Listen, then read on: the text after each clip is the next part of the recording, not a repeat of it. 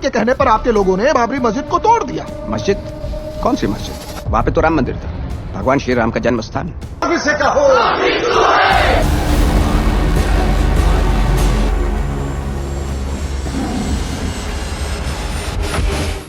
ये कहानी है उस इंसान की जिसके एक शब्द से न्यूज बुलेटिन बदल जाते थे, जिसकी चुप्पी भी सत्ता की सांसें रोक देती थी। एक ऐसा आदमी जिसने कभी चुनाव नहीं लड़ा, जिसने कभी सत्ता की कुर्सी पर कदम तक नहीं रखा, लेकिन फिर भी उसके इशारे पर पूरा महाराष्ट्र झुकता था। उसका नाम सुनते ही भीड़ का शोर अचानक सन्नाटे में बदल जाता। पुलिस कमिश्नर से लेकर मुख्यमंत्री तक सब उसे नाराज करने से डरते थे। राजनीति उसकी चौखट पर हाजिरी बजाती थी। वैसे तो संविधान कहता है किसी भी राज्य में सबसे ताकतवर पद मुख्यमंत्री का होता है, लेकिन महाराष्ट्र में एक ऐसा चेहरा था जिसकी इजाजत के बिना कोई मुख्यमंत्री कलम तक नहीं चला सकता था।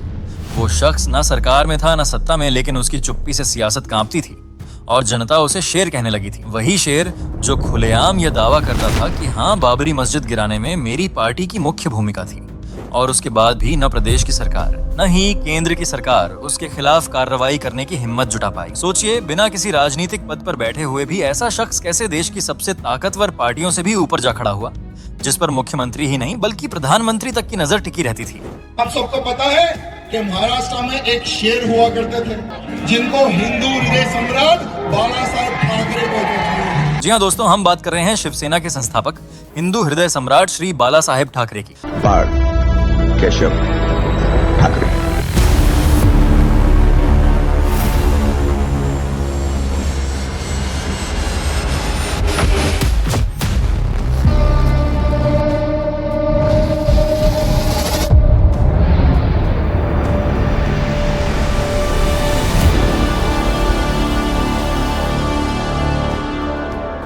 बाला साहेब के बारे में कहा जाता है उनसे आप सहमत हों या असहमत, लेकिन उन्हें नजरअंदाज नहीं कर सकते। लेकिन मुंबई में एक दौर ऐसा आया जब कहा जाने लगा ठाकरे की मर्जी के बिना यहाँ एक पत्ता भी नहीं हिलता। ठाकरे जब मंच पर आते, चश्मा ठीक करते और फिर गरजते, कहते हम किसी से डरते नहीं। यकीन मानिए, समय बदल जाएगा पर बाला साहब ठाकरे जैसा आदमी दोबारा पैदा नहीं होगा। लेकिन सवाल आता है कि वो शख्स जो कार्टूनिस्ट बनने मुंबई आया था, वो मुंबई का शेर कैसे बन गया? आखिर ऐसा क्या था बाला साहब में कि दिल्ली में बैठी सरकार भी उनसे डरती थी और महाराष्ट्र आने के लिए उनसे परमिशन मांगती थी? कैसे उसके एक इशारे पर मुंबई बंद हो जाता था? और ऐसी कौन सी बात थी जिनसे उन्हें हिंदू हृदय सम्राट बना दिया? आइए सब जानते हैं विस्तार से, बस बने रहिए अंत तक। लेकिन उससे पहले कृपया हमारे चैनल को सब्सक्राइब अवश्य कर दीजिए।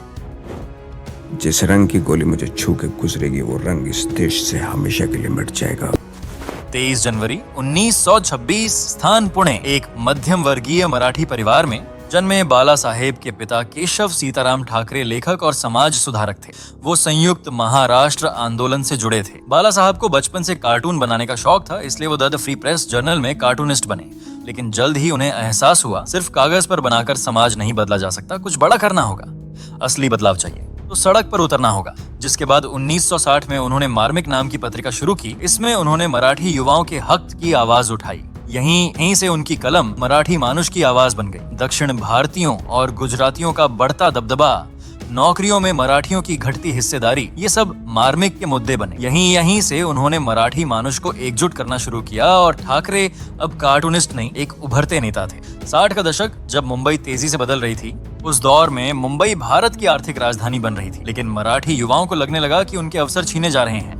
दफ्तरों में दक्षिण भारतीयों का दबदबा, कारोबार पर गुजराती व्यापारियों की पकड़ और अंडरवर्ल्ड में हाजी मस्तान, करीम लाला, दाऊद इब्राहिम का राज था। इस बीच उनके पिता ने उन्हें सलाह दी कि सिर्फ लेख और कार्टून से लड़ाई नहीं जीती जा सकती, अब संगठन बनाना होगा। बस फिर यहीं से जन्म हुआ शिवसेना का। जी हाँ, 19 जून 1966 जब बाला साहेब ने खड़ी की अपनी सेना शिवसेना। लक्ष्य साफ था, मराठी मानुष के हक की रक्षा करना। शिवाजी महाराज की परंपरा को आगे बढ़ाने का सपना लेकर ठाकरे ने मराठियों को एकजुट किया। पहली ही रैली में लाखों लोग उमड़ पड़े, क्योंकि पहली बार किसी ने मंच से कहा था यह जमीन हमारी है और इसका पहला हकर भी हमारा। मराठी युवाओं में असुरक्षा थी, गुस्सा था, इसलिए जल्द ही शिव सैनिक दक्षिण भारतीयों और गुजरातियों के खिलाफ सड़कों पर उतरने लगे। इस गुस्से को बाला साहेब ने आवाज दी, रैलियां निकाली, रेस्टोरेंट्स और दुकानों पर हमले हुए, जिसके बाद 1969 में ठाकरे जेल भी गए। लेकिन गिरफ्तारी ने उनकी छवि और बड़ी कर दी। उनकी गिरफ्तारी से मराठी लोगों में आक्रोश फूट पड़ा, जिसका नतीजा ये हुआ कि मुंबई जलने लगा और शिव सैनिकों के आगे सरकार भी झुकने लगी। जिसके बाद लोग कहने लगे मुंबई में अब पुलिस से ज्यादा असर ठाकरे के शब्दों का है, यहाँ तक कि अंडरवर्ल्ड के डॉन भी ठाकरे के नाम से डरने लगे। शिवसेना अब पार्टी नहीं रही थी, यह ज्वालामुखी बन चुकी थी। मराठी आत्मा में दबा हुआ गर्व अब विस्फोट कर चुका था। हर गली, हर चौक, हर चौल में भगवा झंडा लहराने लगा। मराठी युवाओं को अब लगा हमारे पास भी कोई है जो हमारे लिए खड़ा है। खैर धीरे धीरे शिवसेना मुंबई में ऐसी ताकत बनी कि बड़े उद्योगपति, फिल्म जगत, नेता सभी उनकी इजाजत के बिना कदम नहीं रखते थे। ठाकरे की खासियत थी वो विरोधियों पर बेबाकी से हमला करते थे और अगर उन्हें लगता कि वो सही हैं तो पीछे हटना उनके स्वभाव में नहीं था। अब शिवसेना सिर्फ एक पार्टी नहीं रही थी, अब वो एक साम्राज्य बन चुकी थी, सामाजिक भी और राजनीतिक भी। ये सिर्फ वोट मांगने वाली ताकत नहीं थी, बल्कि वो शक्ति थी जो तय करती थी कि कौन जीतेगा और कौन हारेगा। और ये सब तय होता था मातोश्री से। जी हाँ, सत्ता का असली केंद्र। ठाकरे ने कभी चुनाव नहीं लड़ा, ना विधायक बने ना सांसद, लेकिन महाराष्ट्र की राजनीति की हर स्क्रिप्ट लिखी जाती थी एक ही जगह, मातोश्री। सरकार का हर बड़ा फैसला वहीं से पास होता। मुख्यमंत्री भी जब तक मातोश्री से इशारा न मिले पेन नहीं चलाते। जो भी पार्टी महाराष्ट्र में पांव जमाना चाहती, उसे एक बात जल्दी समझ आ जाती कि ठाकरे को साधे बिना महाराष्ट्र जीता नहीं जा सकता। चाहे कांग्रेस हो, भारतीय जनता पार्टी या कोई नई ताकत, हर किसी को एक दिन मातोश्री की सीढ़ियां चढ़नी ही पड़ती थी, क्योंकि वहीं बैठा था वो शेर जो बिना खुद सत्ता में आए सत्ता के रास्ते तय करता था। खैर शुरुआत में ये लड़ाई सिर्फ मराठी मानुष की थी, लेकिन 80 के दशक में हालात बदले। जी हाँ, 1980 के दशक के बाद से ही हिंदुत्व की राजनीति पूरे देश में उभार पर थी। राम मंदिर आंदोलन ने हिंदुओं को एकजुट किया। भाजपा, विश्व हिंदू परिषद और दूसरी संस्थाएं तेजी से बढ़ रही थीं। बाला साहेब ने इस हवा को भांप लिया और शिवसेना को हिंदुत्व के मंच पर ला खड़ा किया। शिवसेना भी मराठी संगठन से हिंदू संगठन में बदल गई और इन सब ने बाला साहेब को मराठी नेता से हिंदू हृदय सम्राट बना दिया, जिसके बाद उनके भाषण अब और तीखे हो गए थे। सिर्फ राजनीति नहीं, मीडिया में भी ठाकरे का दबदबा था। 1988 में उन्होंने मराठी अखबार सामना निकाला। हर संपादकीय में उनकी आवाज गूंजती थी, कभी तारीफ कभी हमला। वहीं 80 के दशक में उनका मुसलमानों के लिए दिया गया एक बयान तब काफी ज्यादा सुर्खियां और विवाद का केंद्र बना था। उस दौरान बाल ठाकरे ने कहा था कि मुसलमान किसी कैंसर की तरह फैल रहे हैं और इनका इलाज भी बिल्कुल उसी तरह से किया जाना चाहिए। 6 दिसंबर 1992 जब कार सेवकों द्वारा अयोध्या में बाबरी मस्जिद गिराई गई, जिसके बाद बाल ठाकरे ने इसे खुलकर सही ठहराया। बाला साहेब ने खुलकर कहा, हाँ मेरे शिव सैनिकों ने गिराई है और मुझे गर्व है। ये शब्द हिंदुओं के लिए नारा बन गया, लेकिन मुस्लिम समाज के लिए आग। 1993 के बम धमाकों और दंगों में आरोप सीधे बाल ठाकरे और शिवसेना पर आए। कहा गया कि उनके बयानों और सामना अखबार के लेखों ने भीड़ को भड़काया। उन पर यह आरोप भी लगाया कि उन्होंने लोगों को मुसलमानों पर हमला करने के लिए उकसाया। कहा जाता है कि उन्हीं दिनों ठाकरे ने एक बयान भी दिया था, अगर मेरी गिरफ्तारी हुई तो पूरा देश मेरे समर्थन में खड़ा होगा। खैर इस आरोप में उन्हें 25 जुलाई 2000 को गिरफ्तार भी किया गया था। ठाकरे की गिरफ्तारी की खबर से पूरी मुंबई थम गई थी। बाला साहब ठाकरे के विवादित बयानों की लंबी लिस्ट है। मुसलमानों को हरा जहर कहना, उन्हें कैंसर बताना, हिंदुओं से हथियार उठाने की अपील करना। इन बयानों ने उनकी छवि एक मुस्लिम विरोधी नेता के रूप में पक्की कर दी। हालांकि मुसलमानों को लेकर उनका नजरिया समय समय बदलता रहा था। साल 1998 में एक साक्षात्कार में उन्होंने कहा था कि मुसलमानों को भी अपना ही हिस्सा मानना चाहिए। सवाल आज भी वही है, तो क्या बाल ठाकरे वाकई मुसलमानों से नफरत करते थे? नहीं, व्यक्तिगत स्तर पर अगर देखा जाए तो ठाकरे के मुसलमानों से किसी तरह की निजी दुश्मनी के सबूत नहीं मिलते। उनकी नेतृत्व शैली बिल्कुल साफ थी, जो मन में है वो बोलो, जो कहा है उसे करके दिखाओ। वे तुरंत एक्शन लेने वाले नेता थे और उनके समर्थकों को उनका यही अंदाज पसंद था। ठाकरे का ये कहना, अगर मुंबई में रहना है तो मेरे नियमों के हिसाब से रहना होगा। मुंबई आपके नाम से कांपती है, आप इस बात को मानते हैं? कांपना ही चाहिए। शेर को डरे नहीं तो क्या चूहा को डरे? फिर आया 1995 जब बीजेपी शिवसेना की सरकार बनी। मुख्यमंत्री मनोहर जोशी थे, लेकिन असली ताकत मातोश्री से ही चलती थी। लोग कहते सरकार चाहे जो हो, महाराष्ट्र में असली रिमोट ठाकरे के पास है। विधानसभा में मंत्री बोलते थे साहब से पूछकर जवाब देंगे। बाला साहेब ने कभी चुनाव नहीं लड़ा, कभी पद नहीं लिया, लेकिन सरकारें उनकी उंगलियों पर नाचती थी। यही उनकी सबसे बड़ी ताकत थी, बिना कुर्सी सिर्फ आवाज से सत्ता चलाना।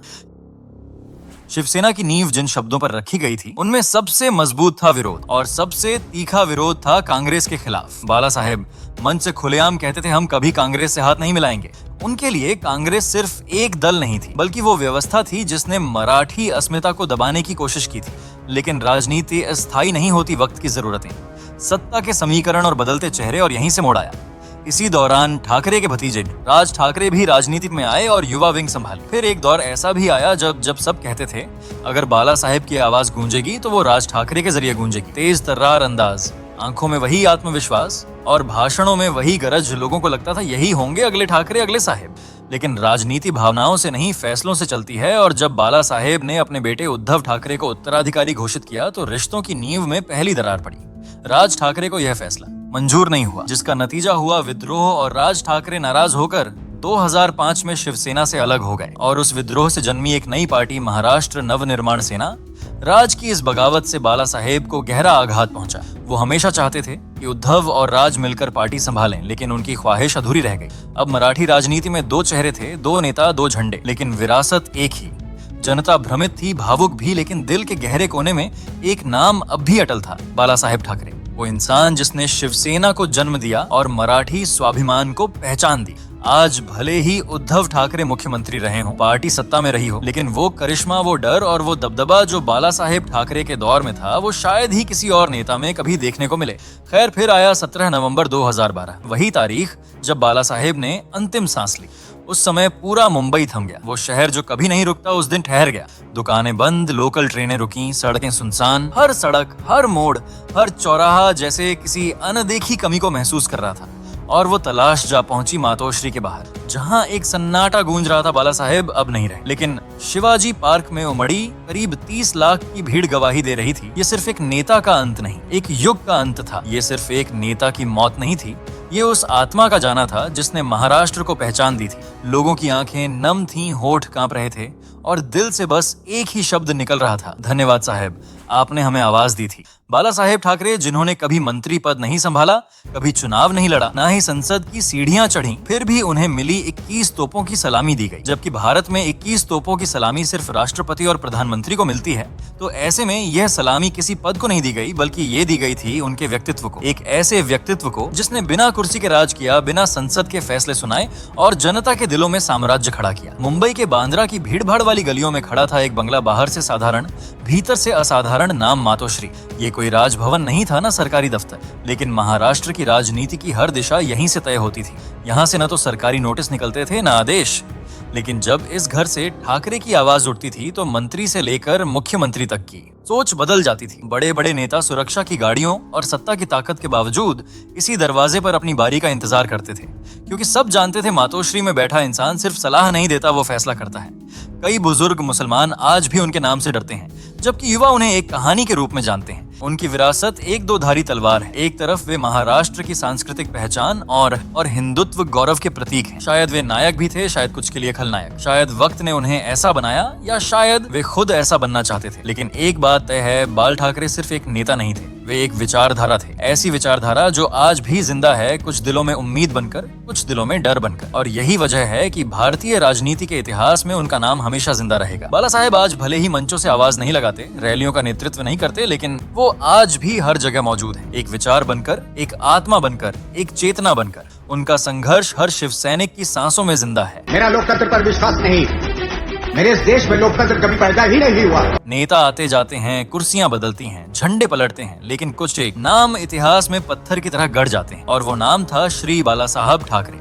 आज जब भी कोई मराठी बच्चा गर्व से कहता है माझा अभिमान आहे, मी मराठी आहे, तो यकीन मानिए कहीं ना कहीं बाला साहेब मुस्कुरा रहे होते हैं। उन्होंने जो लड़ाई शुरू की थी वो आज भी जारी है, और जब तक इस मिट्टी में मराठी खून बहता रहेगा तब तक बाला साहेब ठाकरे अमर रहेंगे। अरे मुंबई तो क्या, पूरे महाराष्ट्र का हिटलर हूँ और देश का भी बनूंगा। आज भी लोग उन्हें याद करते हैं, लेकिन एक बात है कि बाला साहेब ठाकरे से बड़ा करिश्माई और डर पैदा करने वाला नेता महाराष्ट्र ने शायद ही देखा होगा। वो सिर्फ नेता नहीं थे, वो एक तूफान थे। वो थे हिंदू हृदय सम्राट श्री बाला साहब ठाकरे। मेरा हर गुना मेरा विचार बनकर लाखों लोगों के खून में बहेगा और उस खून के हर कतरे में जिंदा रहेगा ये बाल केशव ठाकरे।